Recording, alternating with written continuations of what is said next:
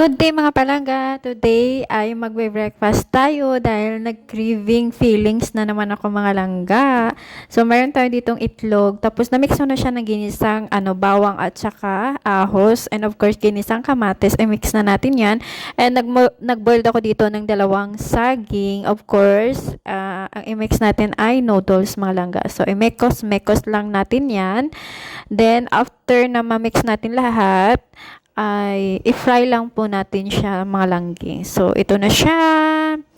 Then, after fry, ipa-golden brown lang po natin ang both side niyan mga langga. So, yummy sa mga mahilig dyan sa noodles. Gawin nyo to mga langga para hindi umay. So, yan.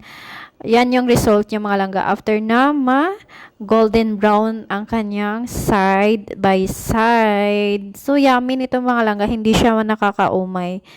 Then, ang final result, yan siya mga langgeng. And of course, meron tayong coffee, hindi yan mawawala. At nandito ulit tayo sa terrace. Oh, may bird pa. Diba? Kain!